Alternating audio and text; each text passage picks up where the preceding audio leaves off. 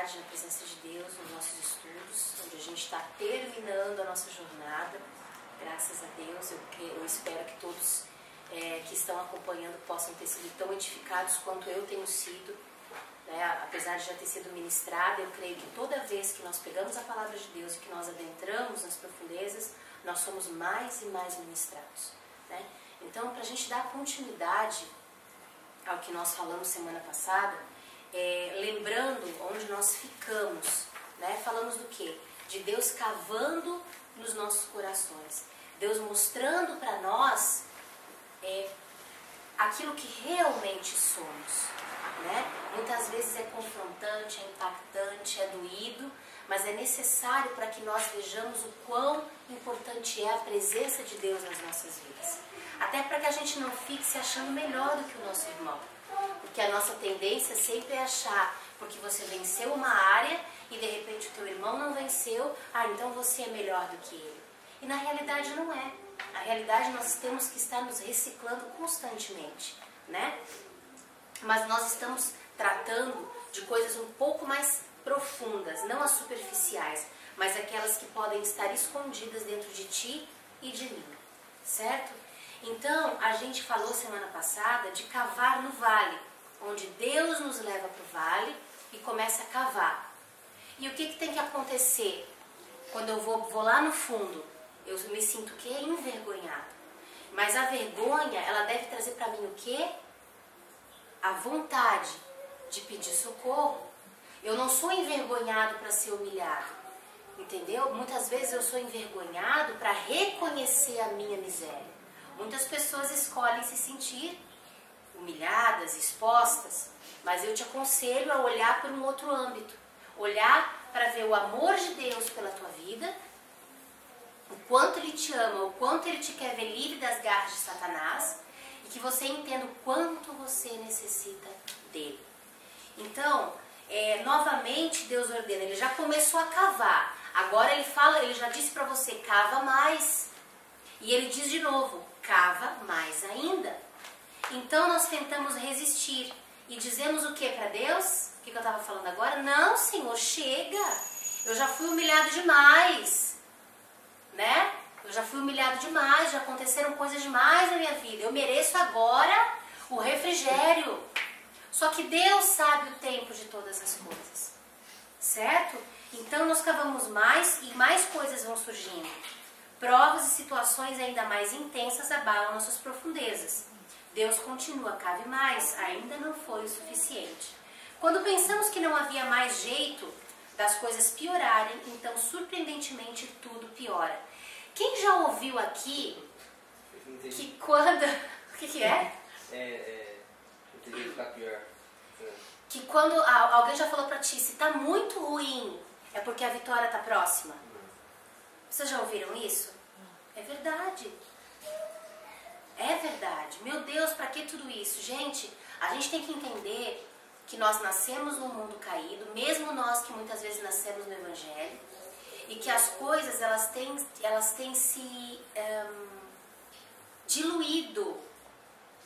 A moral tem diluído, a ética tem diluído, os bons costumes têm diluído, o caráter então não tem se diluído, tem sumido, O caráter de Jesus então você tem que, porque tá difícil.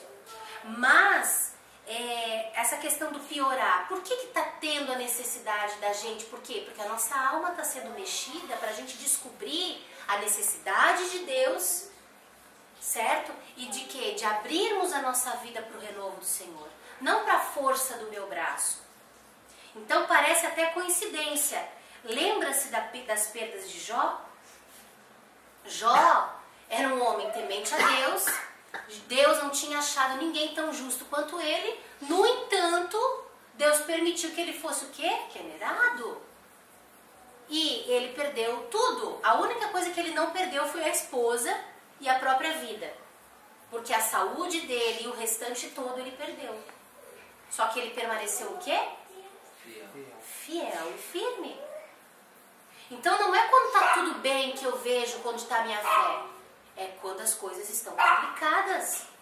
Aí sim eu vejo Eu comecei a ler um livro ontem achando que ia ser uma bênção, meu Jesus Cristo da minha vida. Eu li só 3 páginas e fechei o livro.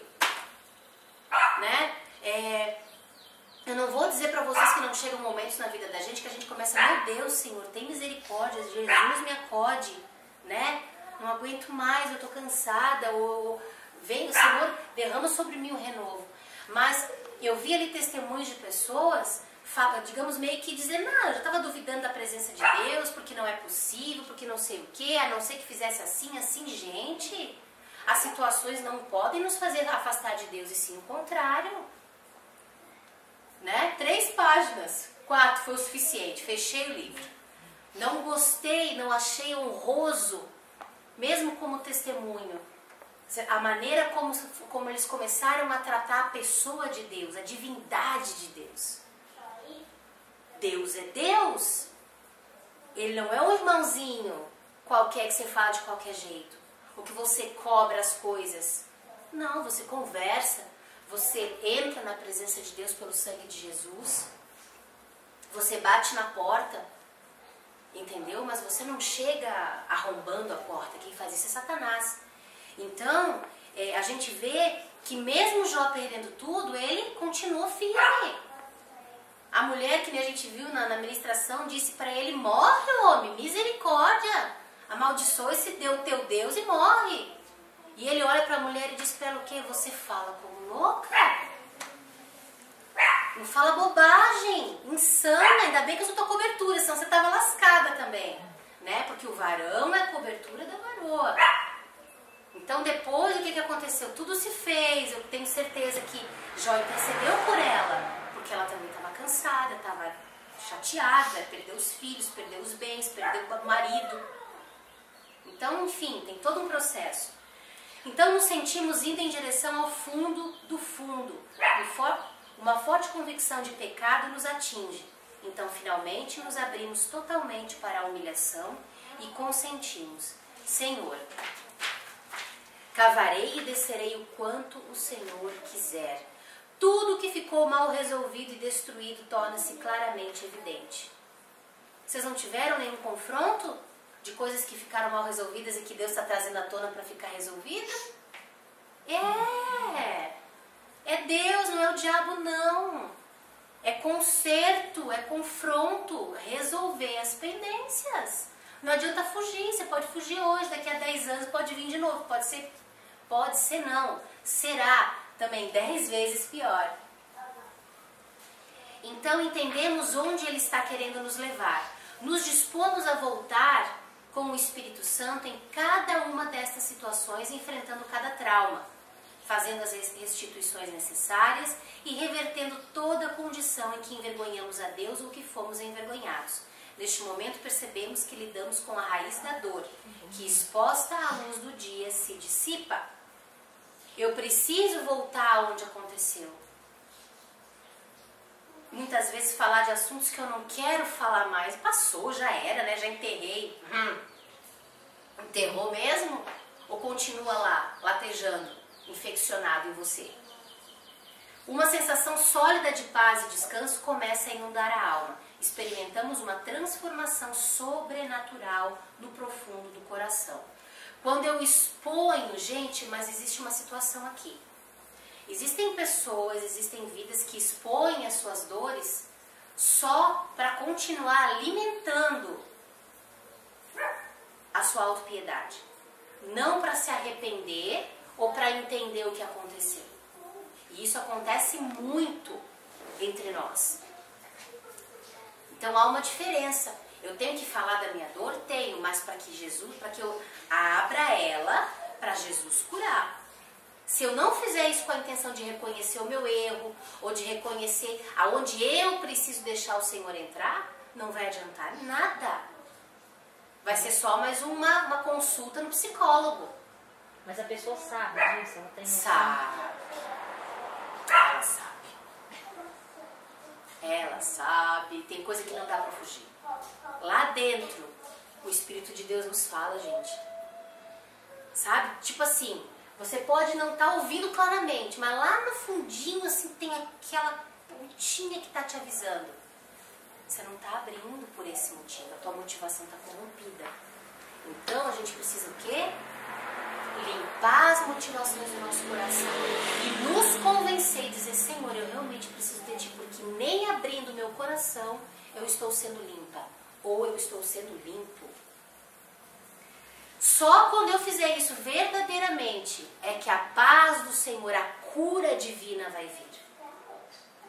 De repente, então, contemplando o fundo daquele buraco no vale, percebemos algo se movendo. São as águas de Deus, um poderoso fluir do Espírito Santo que começa a brotar. A intensidade da fonte vai aumentando à medida que a minha motivação muda, à medida que verdadeiramente eu abro meu coração. Eu não vou me encurvar mais para dentro de mim, me sentir mal, culpado, o último dos últimos. Não! Eu vou sentir a cura de Deus me envolvendo, as águas do Senhor me lavando, não o contrário. Se está acontecendo o contrário, é porque você está fazendo a coisa de maneira errada. Você não está querendo a cura, você está querendo a pena e a atenção de alguém. Pau! Eu sei que é doído, mas essa é a questão. Então a gente tem que olhar para dentro de nós mesmos, né? E procurar. Será que a minha carência ainda é tão grande que eu preciso chamar atenção dessa forma? Mas é assim, então eu tenho que admitir. Não, é isso aí. Então, em nome de Jesus, né? Eu reconheço, mas eu não quero mais isso na minha vida. Eu quero continuar e eu quero entender o processo na minha vida. Isso vai trazer as águas do Senhor. Então, olha só, a intensidade da fonte ela vai aumentando, não vai? Então, as águas passam a encher e preencher o que havia sido cavado. Então, aquele buraco onde você foi cavando, onde apareceu cobras, lagartos, lagartixas, baratas, escorpiões, vai sendo cheio.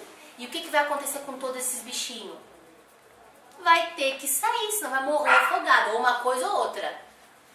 Ou morre afogado na água, ou vai ter que sair. Não tem mais espaço para aquilo lá, porque as águas do Senhor me encheram. Tá entendendo? Só que eu preciso deixar que as águas do Senhor me encham. Nível a nível vai subindo até que não só o buraco, mas todo o vale torna-se um grande manancial. Então você já foi preenchido e já está transbordando. Onde você está ao seu redor, a tua vida já está sendo cura para outras vidas. É por isso que existe a cura no Senhor, gente. Não é para outro motivo. Não é para você ser humilhado só e ficar lá. É para você reconhecer, entender o que está acontecendo e ser um manancial na vida das pessoas. Certo? Aquele imenso buraco na alma, finalmente, após atingir o objetivo de expor a mais íntima raiz da ferida, converte-se numa divina fonte de suprimento. Uma infinidade de pessoas passam a se alimentar destas águas que jorram de uma personalidade sarada. O vale é aplainado. As águas de Deus nivelam os caminhos tortuosos da alma. Cumpre-se a palavra profética de Lucas 3, versículo 4 ao 6. Voz do que clama no deserto, preparai o caminho do Senhor, endireitai as suas veredas.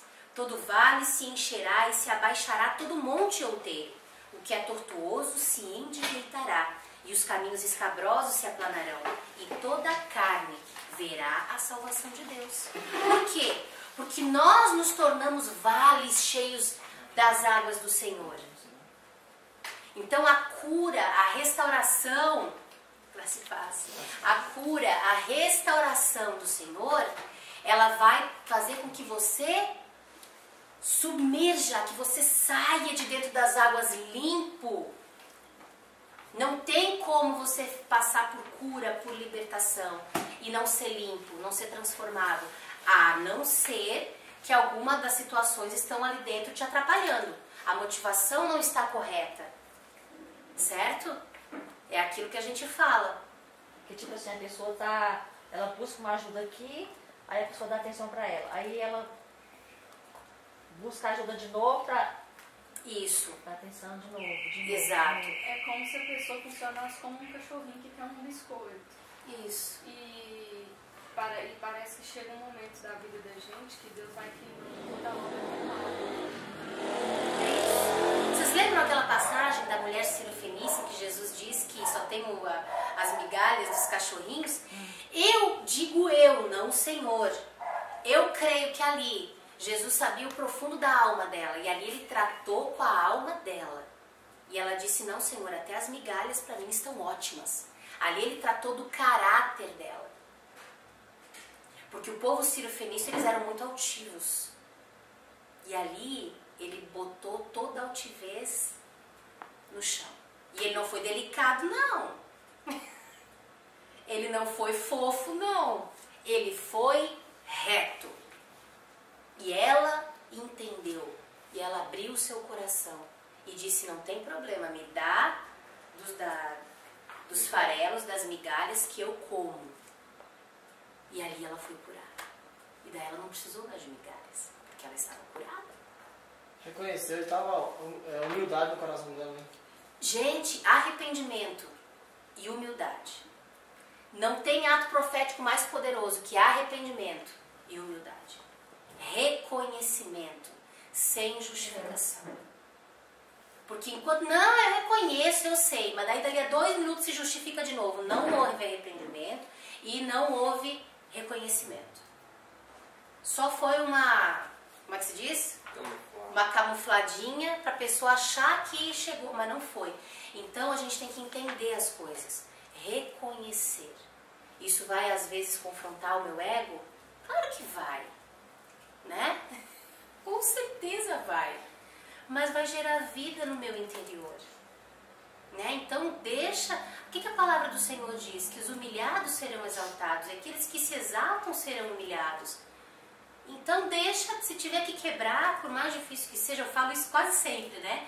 Deixa o Senhor quebrar. É melhor deixar Deus te moldar como um vaso nas mãos do oleiro.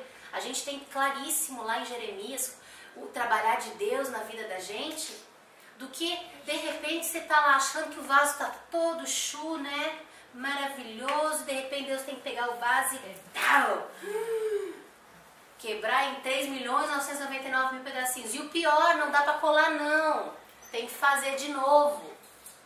E é o que a gente está tratando aqui. O que nós falamos no começo do estudo? Nós falamos de caráter, de personalidade, nós falamos do prumo de Deus sendo estabelecido nas nossas vidas, sendo colocado como padrão estabelecido nas nossas vidas. E o que a gente encontra? O prumo de Deus é reto. E muitas vezes nós estamos construídos assim. Daí tu bota o prumo e diz, tem que derrubar essa parede. Será que é só a parede ou tem que mexer no fundamento também? Vocês que trabalham com construção. Se o problema for só a parede, beleza. Mas geralmente o problema está na fundação. Tem que acabar com tudo que já foi construído e começar o quê? Tudo de novo. E é isso que o Senhor fez comigo. É isso que Ele tem feito comigo. É isso que eu creio que Ele tem feito com cada um de vocês. Ele tem reconstruído um fundamento. E destruir uma casa é rápido? Uma casa pronta? Muitas vezes já passaram 3 vezes o cimento só para garantir que não ia cair a parede. Né? Consertou lá, deu uma rebocadinha. Não, tá novo. Não novo nada, só deu uma... Daí a parede fica mais difícil de quebrar, né? De pegar a marreta e de dar para quebrar. Então, a gente vê que Deus está fazendo isso. E esses últimos tempos é preciso, é necessário que a gente queira deixar Deus fazer isso. Porque já é difícil querendo. Se houver resistência da nossa parte, vai ser mais difícil ainda para Deus. Não, Ele é todo poderoso. Mas para nós, às vezes tem que abrir mão de muita coisa. É necessário perder para ganhar. Tipo assim, ele fala assim, sai da zona de conforto. É. Tem que ter alguém que está assim, né? Peraí. Vamos. Tem até a história, né? Da águia nos ninhos. Que o que a mãe águia faz com os passarinhos quando eles já estão gordinhos demais? Estimula. Né?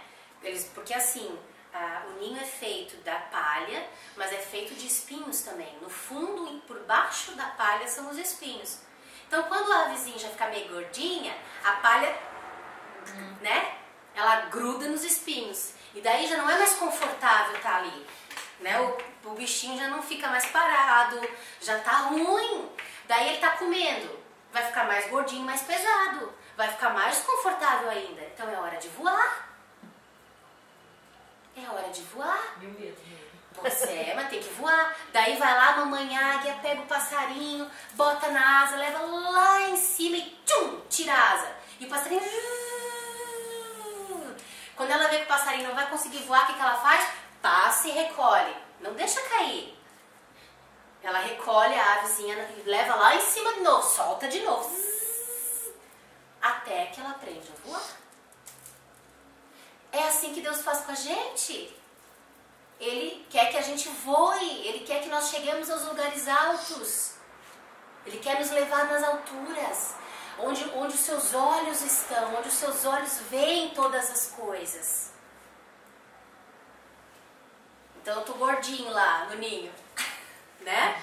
Tô incomodado já. Saia da zona de conforto. Tá gordinha, tão gordinho, vamos sair da zona de conforto. Vamos sair da área de lazer. Deus tem tudo de bom para nos dar, mas a gente precisa sair da zona de conforto. Né? Tu acha que não dá medo chegar lá em cima e... Claro que dá. Mas uma hora você vai abrir suas asas e vai voar. E se você não abrir as asas, ele vai estender de novo e vai te recolher. E ele vai te lançar de novo até que você voe. Não pode acontecer da águiazinha, de repente, ou do passarinho, né? Ter uma árvorezinha e pim na árvore, pode, vai dar uma machucadinha básica.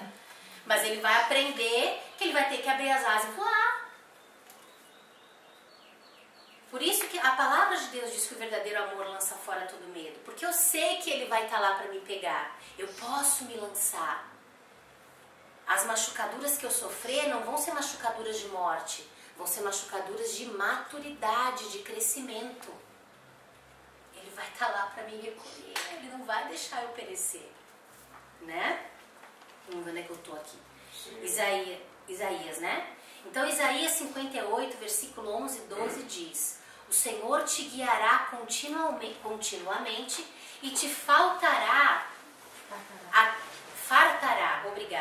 até em lugares áridos. E fortificará os teus ossos, serás como um jardim regado e como um manancial cujas águas nunca faltam. E os que de ti procederem edificarão as ruínas antigas, e tu levantarás os fundamentos de muitas gerações. E serás chamado reparador de brechas e restaurador de veredas para morar. Eu me lembro quando a minha pastora pregava isso, eu dizia, eu vou ser uma restauradora de brecha. Que legal. Que isso, hein, Senhor? Né? Vou levantar os fundamentos de muitas gerações? Como assim? Então, às vezes a gente começa a voar e nem sabe a altura que você está voando. Mas Deus está ali, meu filho. Que lindo, né? Olha ali, está caminhando. Ah, ele deu uns passinhos errados agora. Deixa eu ver. E a hora que ele vê que você vai tropeçar, ele vai estar lá para fazer você voltar. Porque ele sabe que muitas vezes você está tropeçando, querendo acertar. Quando a gente tropeça querendo errar mesmo, coitado, né? Daí Deus está lá também, é só eu me arrepender e etc e tal, ele estende a mão e me ajuda. Certo? Agora, tá ocupada? Pega na Bíblia, porque minha Bíblia tá... Não, pega aqui, ó. O versículo. Ó, senão tu perde o que a gente está falando. Então, o que acontece? Quando a gente está entrando, quando a gente está vagueando por esses lugares, e eu falando, vou edificar ruínas, vou fazer, e Deus está indo lá e está vendo, e eu erro, que eu estava falando, erro, sabendo que eu vou errar. Deus está lá, se você se arrepender, vai te ajudar a te levantar. Agora, se eu errei, mas eu errei querendo acertar, isso alegra o coração de Deus, porque isso mostra para Ele que eu sou ousada. Que eu sei que Ele vai estar lá para me ajudar, mesmo que eu erre. Mas eu estou errando querendo acertar. Que muitas vezes não acontece. Né? Vamos lá. Nós como pastores, como líderes em situações, o que acontece? né? A gente muitas vezes, você vai dar um conselho, você vai abraçar, você vai direcionar e muitas vezes você acaba errando em alguma palavra. Só que o Senhor vai te julgar por isso? Se você está tentando dar o melhor e acertar, não. Ele vai te alcançar e te ensinar com o teu erro. Então Ele conta com o nosso erro, porque Ele é Deus e nós somos seres humanos. Mas a gente tem que lembrar de uma coisa. Devemos ser o quê? Responsáveis, né? Então, eu me lembro, né, que eu via a pastora ensinando: os que de ti procederem edificarão as ruínas antigas, e tu levantarás os fundamentos de muitas gerações, e serás chamado reparador de brechas, restaurador de veredas para morar, gente. O que a gente aprendeu que é vereda? São os ciclos, não é? São os ciclos de Deus. Restaurador de veredas. Isso não fala com a nossa alma, com o nosso espírito. Isso é muito profundo, gente. Restaurar os ciclos de Deus, os caminhos do Senhor. Como João Batista fez. Como Isaías falou que seria.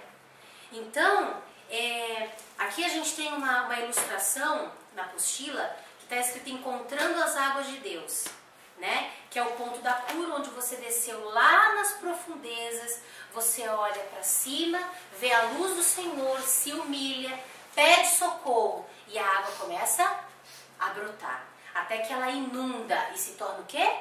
Um manancial, que a gente acabou de ler aqui em Isaías.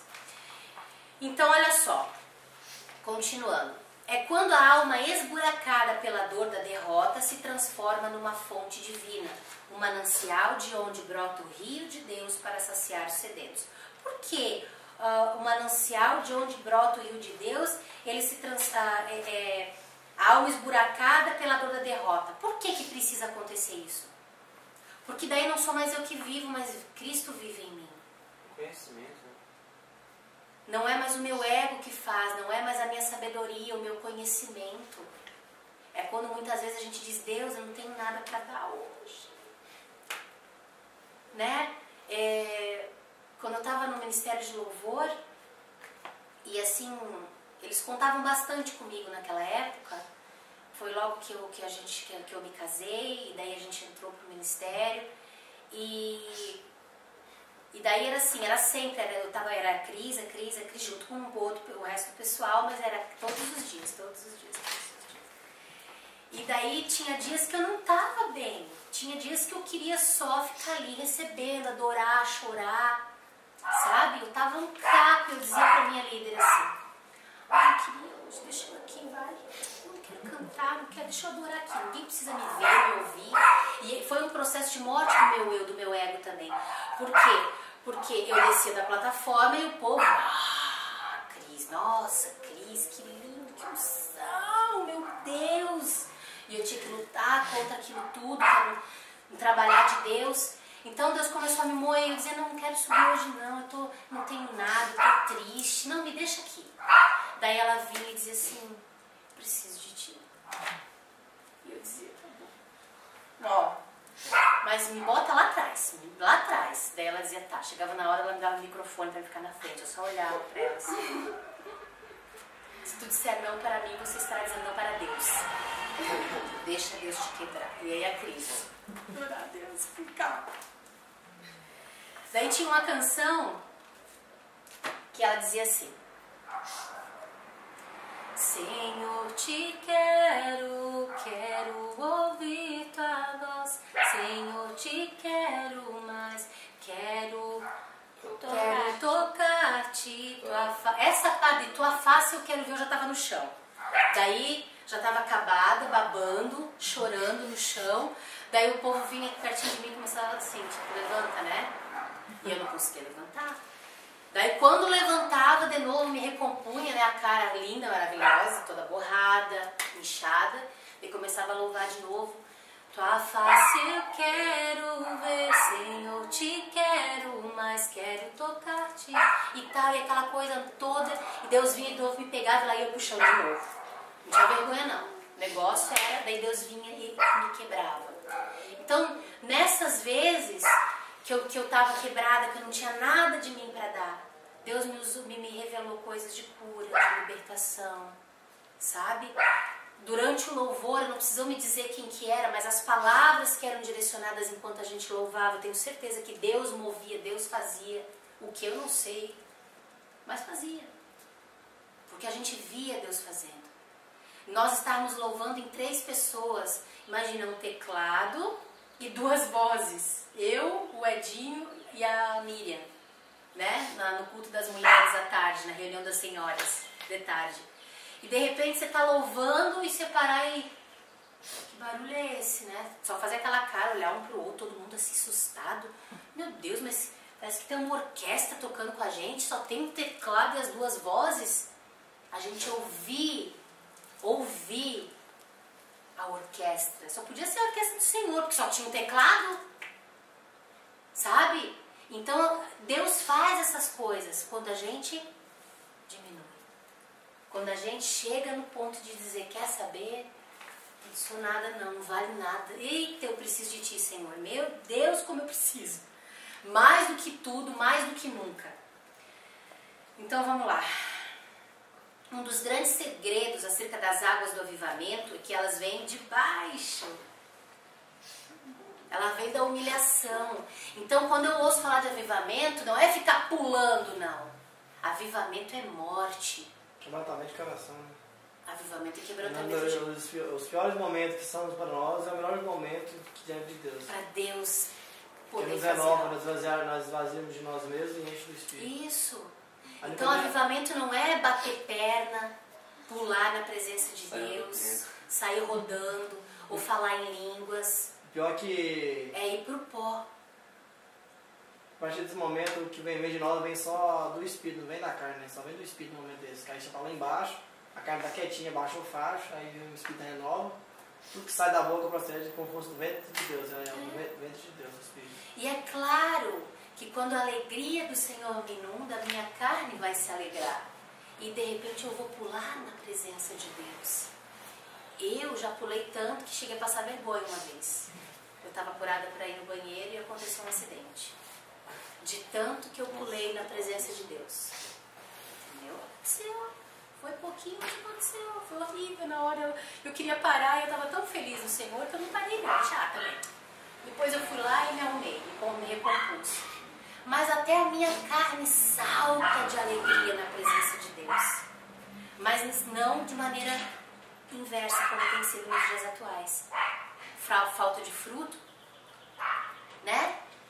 E um monte de coisa pulando. Mas o que pula ali não vem do Espírito.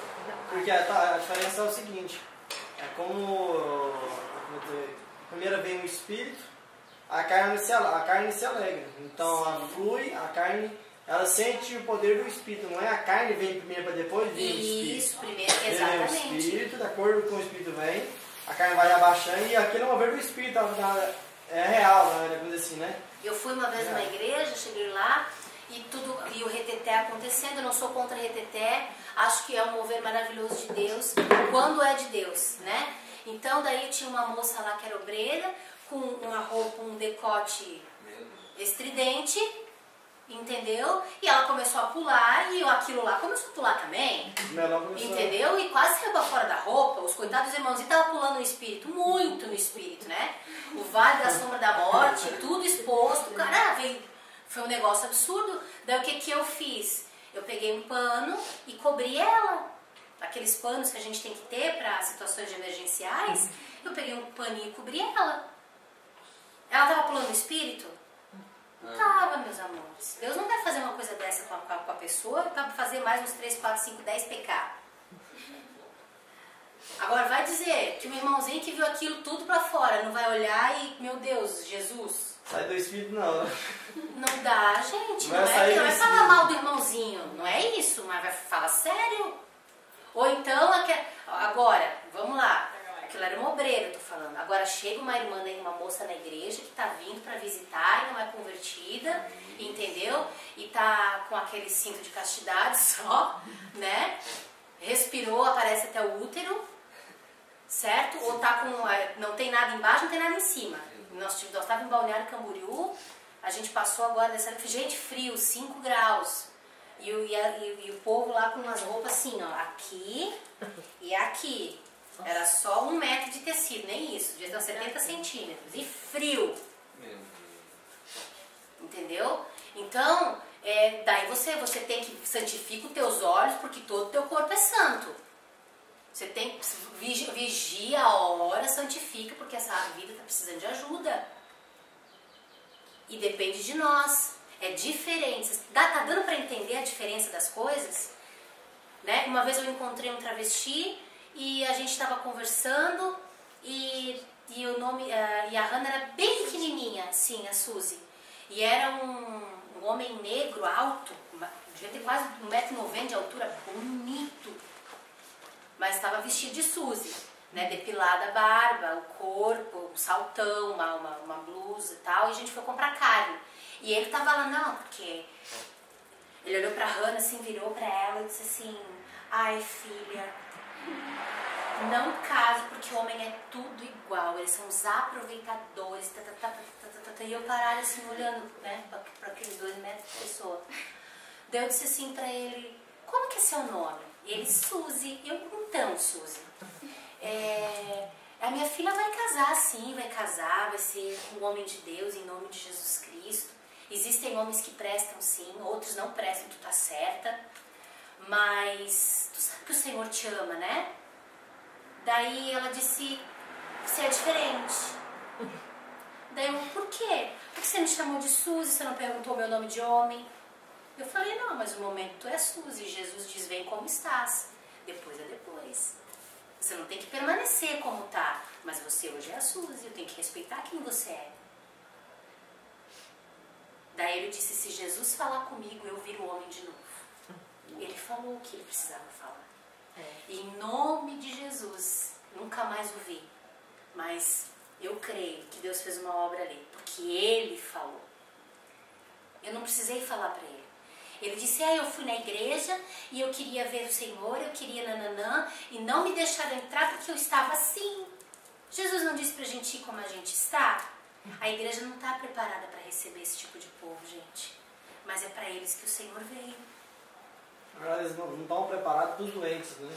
Exato. E sempre lá, não tem são, tá os doentes Acostumados pelo que... Nós fomos, tem um amigo nosso, o pastor Márcio, ele faz um teatro que ele se veste de mendigo, mas o cara, ele é terrível, Márcio, meu Deus do céu. Ele passa cocô na roupa, assim, pra ficar com cheiro ruim, entendeu? O cara avacalha.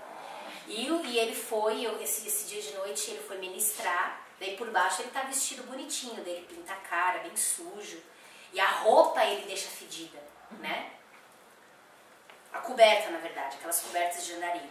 Ele deixa a coberta bem fedida para não encostar nele. Daí a roupa bem suja, aparentemente, é a de baixo. E daí ele entra na igreja e a maioria das igrejas mandaram ele correr. E nesse dia que nós estávamos lá, os irmãos não agiram muito bem não, cara. Cala a boca, fica aí. Mandaram ele para trás da igreja, lá atrás no fundo e tal. E quando chamaram o pastor Márcio para pregar, que ele fez assim com a roupa, que ele tirou a roupa e que ele correu pra frente, só via neguinho assim, saindo de lado. A igreja do Senhor não está pronta pro dodói, pro ferido, pro sujo, pro fedido. Abraçar uma patricinha de Beverly Hills cheirosa, bonitona, é fácil. Agora vai abraçar. O pastor Davi estava comentando que o pessoal estava querendo fazer o dia do abraço. Daí o Davi falou: não, pode fazer o dia do abraço, mas vocês vão fazer o dia do abraço lá embaixo do viaduto. Depende de onde está, né? Lá embaixo do viaduto, onde passa os mendigos e tal. Tu acha que rolou o dia do abraço? Não. Tá entendendo? Isso precisa de cura, gente. É o dia da corrida, né? Todo mundo vai correndo. É, mais ou menos isso. Então, as águas do avivamento, elas vêm de baixo. Quer dizer, a igreja não está curada. Não, mas é isso que... A igreja está enferma. Então todo mundo achando que está. Entendeu? E a prosperidade, a beleza, glória a Deus. A noiva tem que estar adornada, mas é de dentro para fora. Não adianta ter uma veste por fora lindona e por dentro é sepulcro caiado. Os valores se inverteram, gente. Por isso que a gente precisa de cura. Por isso que a gente tem que abrir o nosso interior. Vai acontecer tudo de uma vez? Não, vai ser à medida do tempo. O grosso tem que acontecer logo, mas as outras coisas vão vir com o tempo. Então olha só, esse foi o legado de Jacó. Ele foi desaprovado por Deus, desceu ao vale da vida e sem saber ao fugir, Jacó desce ao vale. Primeiramente cavou 7 anos trabalhando por Raquel, mas não pôde tê-la. Cavou mais 7 anos então pela mulher que ainda amava. Depois de 14 anos continua cavando agora pelo salário, que por mais de 10 vezes foi mudado por Labão. A gente conhece a história. Jacó foi extremamente moído. Então, indo em direção ao fundo, Deus o leva finalmente ao vale do Jaboque. Todos nós, em alguma área das nossas vidas, vamos ter que ir ao fundo. Eu não sei, a minha área foi uma, a do Lucas pode ser outra, a tua, Grazi, pode ser de outra maneira, mas nós vamos ter que ir. Tu, filha, tu vai ter que descer uma hora, filha. Mesmo sendo filha de pastores, tendo nascido no Evangelho, né? Vai ter que descer. Porque filha de pastor não é pastorzinho, né? Filho de peixe, peixinho é. Filho de pastor, pastorzinho é? Ou filho de crente, crentinho é? Não, é uma escolha. Tem que descer também. E é difícil, porque muitas coisas não se conhecem se tem curiosidade. Mas se vocês escolherem mergulhar no Senhor em vez de escolher as outras coisas, as experiências que vocês terão serão inesquecíveis, incomparáveis, deslumbrantes, enfim, não sei.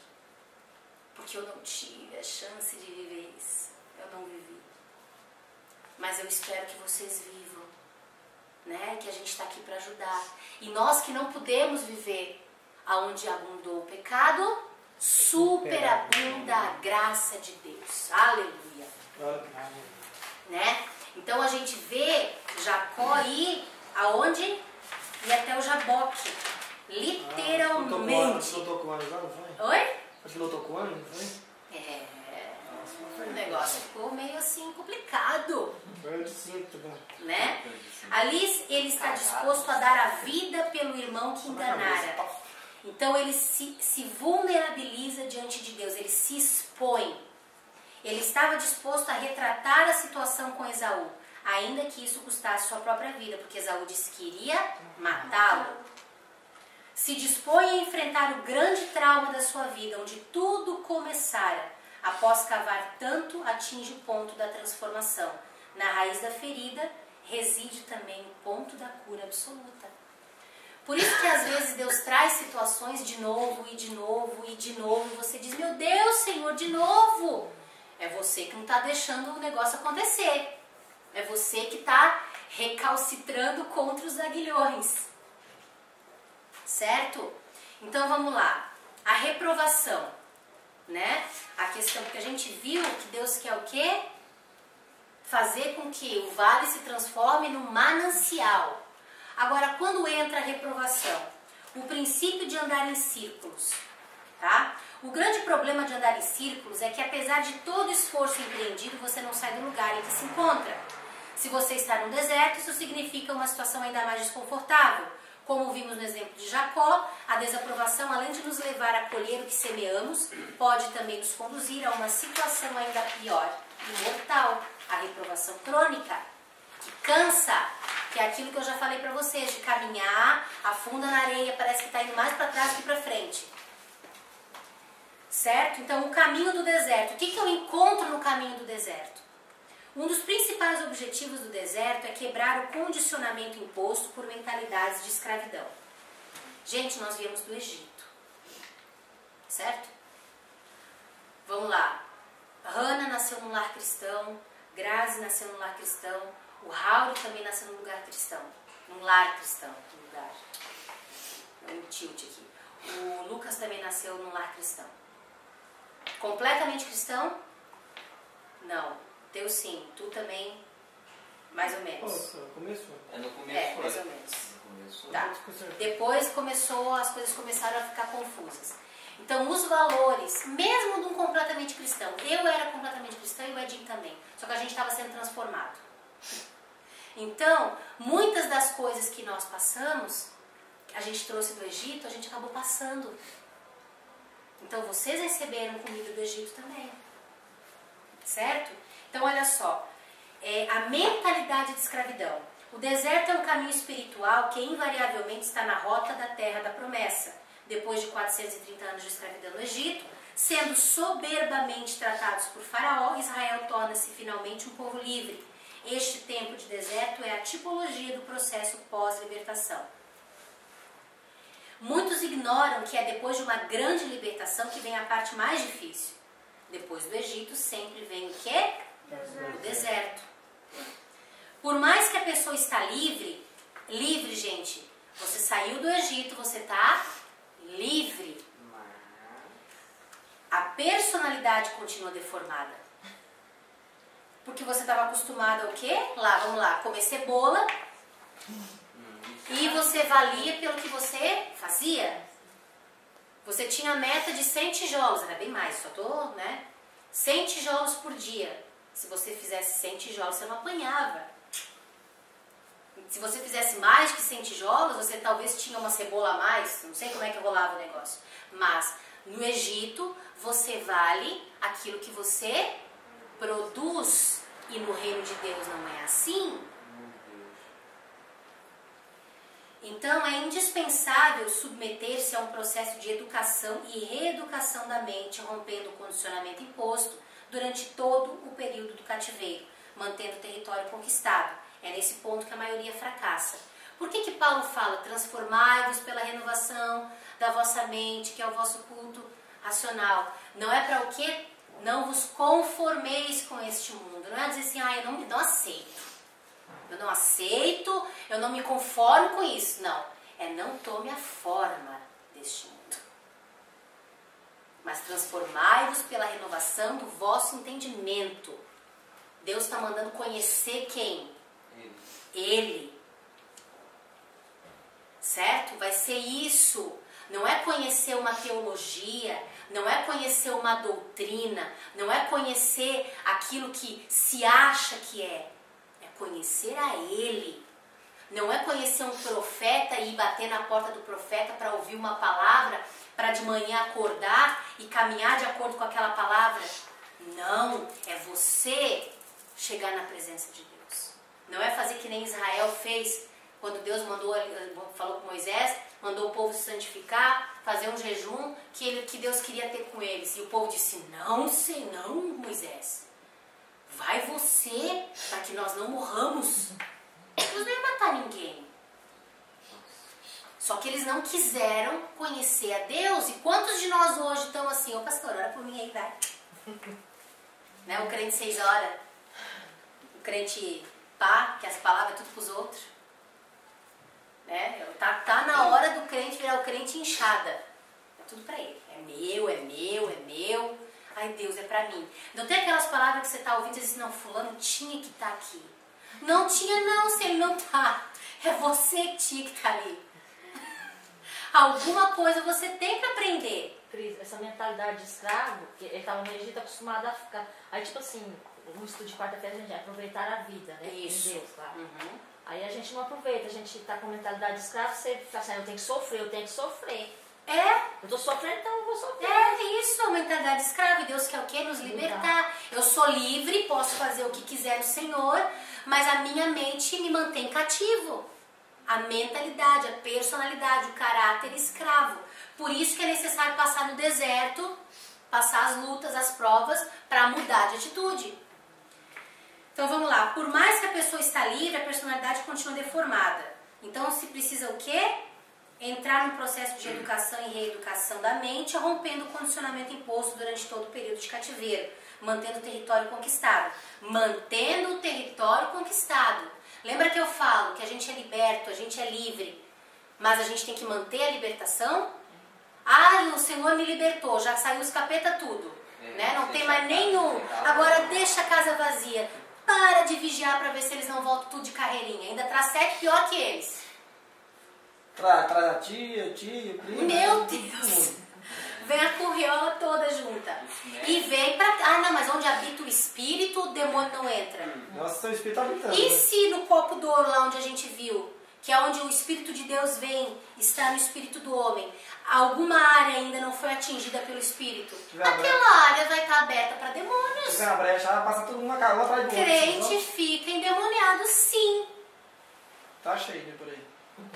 Tem um monte de gente profetizando e não é por Deus. É por espíritos de engano. Tem um monte de gente fazendo um monte de coisa, pregando com... Nossa, meu Deus. Manipulação, homilética, hermenêutica purinha, conhecimento humano. E o espírito, ó, já foi faz tempo. Tá? Então, gente, uma vez salvo, não é salvo para sempre. Né? E eis que tudo se fez novo. Sim, se fez novo no espírito. Mas a tua alma continua marcada, cravada de balas, cheias de buracos. Tem que ser o quê? Transformada pelo espírito. E à medida que o meu espírito cresce, que eu alimento ele, a alma vai sendo o quê? Lavada, remida, transformada. Esse processo não é do dia para a noite. Ele acontece, mas eu preciso corroborar para isso. Ok? Então é neste ponto que a maioria fracassa. Na verdade, tirar o povo do Egito não foi o mais difícil. Embora, né, Moisés tenha tido que fazer a manifestação do poder de Deus através das 10 pragas do Egito, que foram confrontos diretos com todos os deuses do Egito. Cada praga botou no chão um deus do Egito, um demônio que era adorado naquele lugar.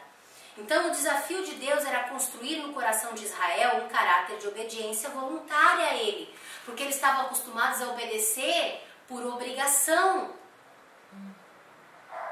Tá entendendo? Deus te dá a liberdade e Ele te pede obediência, mas Ele não te obriga a obedecer. Tu é livre. Só que a gente não sabe ser livre. Se não tiver um cabresto, a gente faz bobagem. Nós aqui temos uma maneira de tratar com as pessoas, uma liberdade tremenda. Só que tem pessoas que não sabem ter liberdade, que atropelam a nossa autoridade muitas vezes. Por quê? Por causa dessas feridas na alma, gente. Não é porque a pessoa quer. É porque tem uma ferida, tem que ser tratado, tem que ser cuidado. Né? Não é fácil nem pra lá nem pra cá. Mas se eu não me deixar tratar, o que vai acontecer com a minha vida? Eu vou andar em círculos, eu vou andar no deserto, vão se repetir as coisas que me matam, que me machucam. E uma hora, o que vai acontecer? Fracasso. Daí volta pro mundo. Em nome de Jesus, ninguém aqui vai voltar pro mundo, amém? Amém. Amém, gente. Em nome de Jesus Cristo, nós não vamos fracassar. Nós vamos conquistar a terra prometida. Amém. Então, a voluntariedade é a alma da liberdade. O serviço, a renúncia, a submissão, quando não estão condicionados a uma recompensa, determinam a liberdade do coração.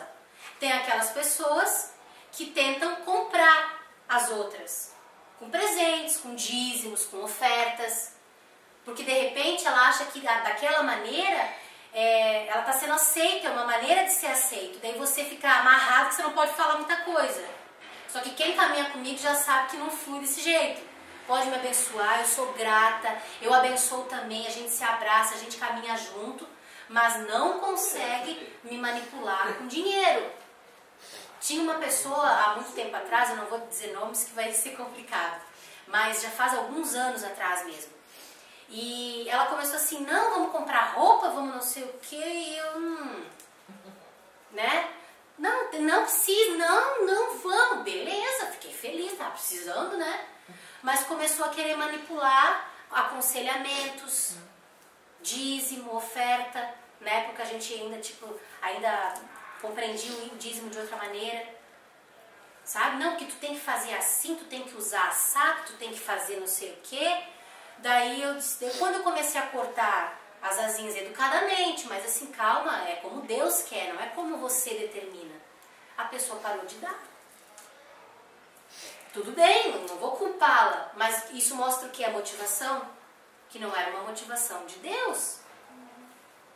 A pessoa queria uma recompensa, queria ser livre para fazer o que quisesse. E manipular para ficar melhor para ela. Isso, e hoje tá cheio de gente assim. É o que mais tem. Na verdade, não quer fazer parte do reino de Deus, quer fazer parte do reino dos homens, né? Buscando seu próprio deleite, sua própria vontade. Isso. Então, o que a gente vê? Gente, é maravilhoso ganhar presentes. Dar presentes, não é? Eu gosto.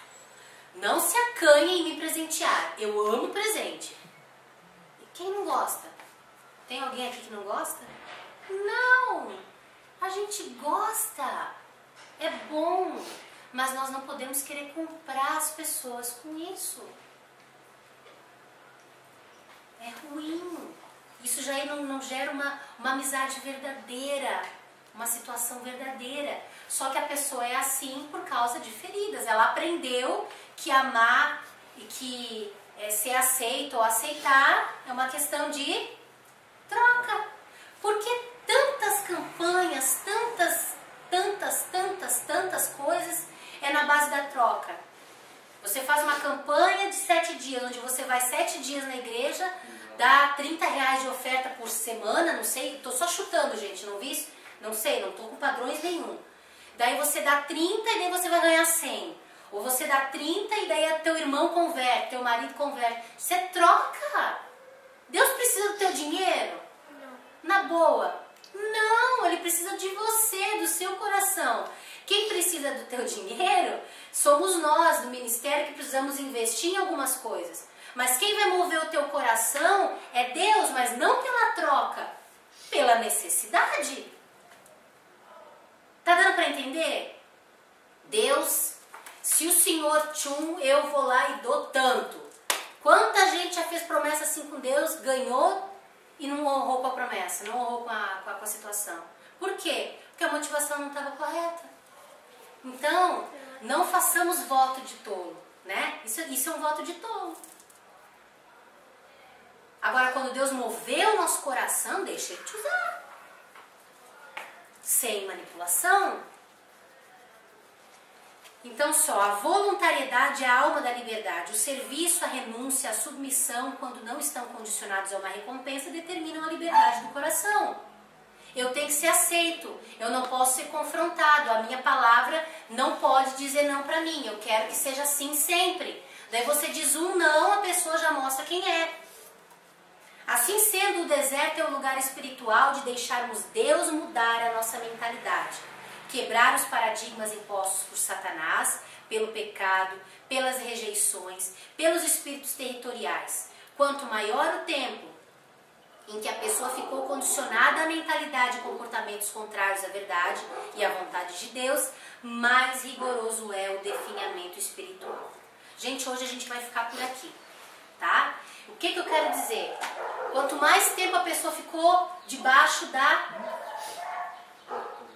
cobertura de Satanás, debaixo do território do Egito, mas de repente tem pessoas que estão 50 anos na igreja, mas continuam cativas. Porque não saiu a mentalidade do Egito, continua no deserto. Gente, mas não está dentro da igreja? Tá, mas não foi livre. A mente continua presa, cativa.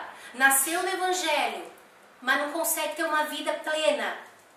Todo mundo está no deserto, aprendeu a comer as mesmas verduras do deserto, tá lá, quer aquelas verduras, não quer outras. Não quer mais. Tá magro, tá doente, não quer tomar remédio, não quer comer comida sólida, fica querendo tomar leitinho. É mais fácil tomar leite do que ter que mastigar, comer um pirãozinho mais forte, ter que fazer a digestão. Vocês já viram que uma criança, quando o bebezinho nasce, ele faz um primeiro cocô chamado mecono, né? O mecono é preto. Na verdade, é porque ele não se alimentava de alimento, ele se alimentava, né, através do cordão umbilical, da placenta, então era só nutrientes, sais minerais e tal. Então quando ele nasce, que ele respira e que ele para de se alimentar e que ele começa a mamar ou comer comida que seja o leitinho, o intestino dele pensa, vamos agora imaginar, tá fechado, concordam? Por que vocês acham que a criança tem cólica, tadinha? Porque o intestino está abrindo, o estômago nunca foi usado, o alimento de verdade. Dói crescer. Então, à medida que a criança cresce e o alimento vai... Não tem criança que não quer parar de mamar? A Radassa foi uma que quase acabou comigo. Gente, eu dava mamazinho pra... Eu não não dava mamar na época de parar e queria que ela comesse, pois a menina ela parava de comer um determinado horário para sobrar o espaço para mamar. Tá. Ela emagreceu. Por quê? Porque o mamar não sustenta mais. Entendeu? E ela queria mamar. E ela queria mamar, e ela queria mamar, e ela queria eu. E ela queria eu, e eu ministrava, sentava com ela mamando, e eu levava com ela em pé. Até que um dia eu disse não, em nome de Jesus. Era um bebezão forte, gordo. Já tinha 2 aninhos, não precisa mais mamar, já tem que começar a comer comida sólida. Né? Já fazia tempo que ela comia. Mas por ela, precisava não, era mamar. Pois é, só que crescer, daí vai ter que mastigar, vai ficar umas carinhas no meio do dente, vai ter que tirar com fio dental, com escova de dente, vai ferir a gengiva de vez em quando, o intestinozinho vai ter que começar a funcionar, daí dói, da cólica. Vocês estão entendendo? Tudo em Deus, nosso corpo, a nossa vida, nosso dia a dia, mostra as coisas espirituais também. Então dá pra gente ter uma ideia nisso. Então um bebê não é lindo? Agora imagina uma criança de 7 anos mamando no peito da mãe. Que coisa mais linda. A mãe tá lá, né? Porque o peito não é mais peito, é uma mochiba. Que a criança só vai lá, bota pra fora onde quer. É horrível, gente, isso. Ah, parece uma borracha, assim. Tadinha. Tá cansada. E a criança tá lá. E tem outros que pegam o tete e ainda ficam brincando. Entendeu? Aham. Tem criança que pega o tete e fica assim. E a mãe diz, sai menino, tá ele lá assim. Não é mais, não fica feio? Por quê? Porque passou o tempo passa, ao tempo certo para todas as coisas. Então, tem que crescer, tem que amadurecer, senão vira um monstrinho espiritual. Tu olha e diz, meu Deus, aquela criança linda. Mas não é mais linda. Tá com 12 anos e tá lá. Mãe, quero dormir. Quer dormir? Daí vai dormir, daí ela vai lá e enfia a mão dentro da roupa da mãe, daí começa. Sério, eu conheço casos assim, não foi o meu caso, graças a Deus. Mas eu conheço casos assim, gente. Né? Então, em nome de Jesus Cristo, amores, em nome de Jesus, vamos crescer, vamos deixar Deus nos levar. Se Ele já nos levou... Oi? Deixar o leitinho. Deixar o leitinho. Paulo ficou furioso com os coríntios que ele... Não, era com os gálatas. Que ele veio com uma palavra forte e tal. E ele chegou lá e viu aquela infantilidade. Ele disse, meu Deus, insensatos gálatas. Eu cheguei aqui com a comida forte e vocês estão aí de meninice comendo leitinho. Deus tem requerido isso da sua igreja. Insensato, povo, arrependei-vos. Vamos crescer, gente, em nome de Jesus Cristo. O Senhor está aqui e é chegada a hora. Amém? Amém. Que a graça e a paz do Senhor sejam contigo. Recebe do Senhor, ora, eu tenho certeza que o Pai vai falar com vocês. Deus abençoe em nome de Jesus. Até semana.